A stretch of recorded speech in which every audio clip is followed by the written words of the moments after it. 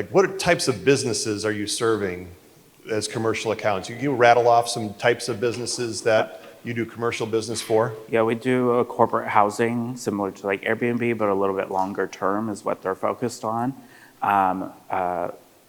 Yoga studios, med spas is pretty big for us because they were essential in California during COVID. You can't go without Botox. And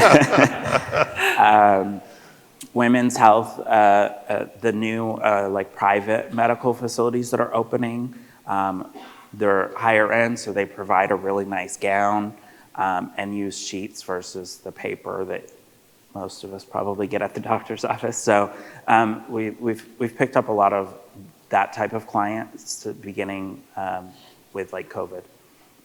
Kelly, some other types of commercial accounts you might add to that list? We do clinics, like Ross, we do Airbnbs. Really, we do some dental offices. Really, if you go outside of your business and look all around, there's business everywhere you can get. So whether it's residential, commercial, small businesses, they're not going to come to you normally. You just have to, get out there and beat the streets and be proactive. Good. Kathy, what else is on your list, types of commercial accounts? Yeah, we do dermatologists, we do imaging centers, we do a lot for janitorial services that clean large corporations. We do gyms, hair salons, and we do med spas as well, and Airbnbs. It's a pretty good list. Those of you that are looking to kind of figure out where should I be looking.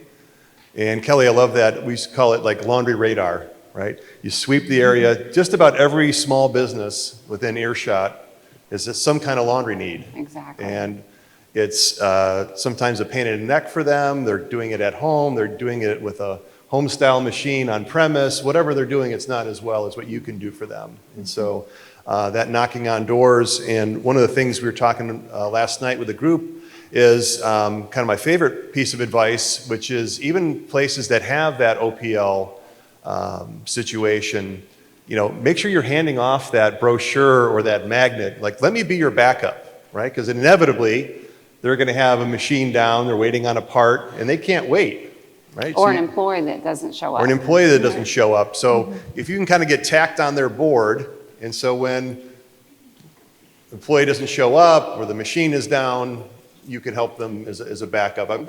Anyone have a little anecdote you want to share? I'm sure you've had a whole ton of laundry fall out of the sky unexpectedly from time to time.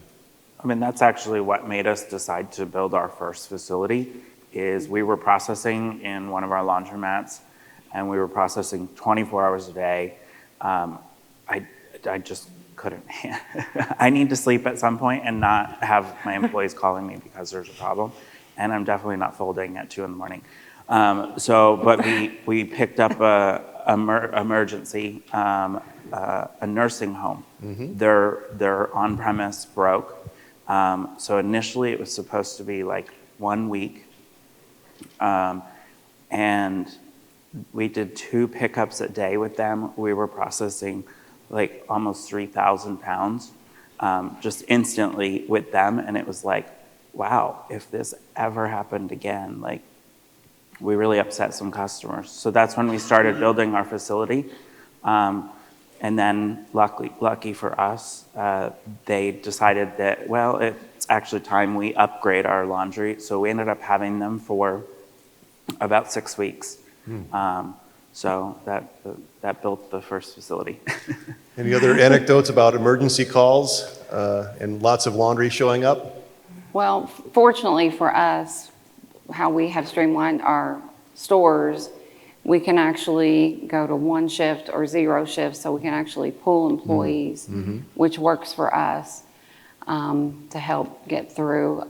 And like Ross, that's why we had a closed facility built, because we were upsetting customers, and there's nothing worse than losing your floor business because you're trying to do your pickup and delivery business. So you're gaining one and you're taking the risk of losing the other. Just so happens we have a presentation coming up on that very topic, don't we, Travis? Good stuff. Kathy, bunch of laundry falling out of the sky, showing up Yeah. on your doorstep? We have a local community center that does their own laundry, and then a lot of times in the summer, they will get overloaded with towels from the swimming pools and things. So they'll call us every once in a while throughout the summer and just say, we have too many, and they're really nearby, so we can process them fast. They don't even need them folded, so it's just a matter of running them through and getting them right back to them. Yeah, I mean, that's just one of the refrains I hear. I can't believe how much laundry. I can't believe how much laundry. I can't believe how much laundry. That spells business, right? If you're, especially if you're prepared to handle that.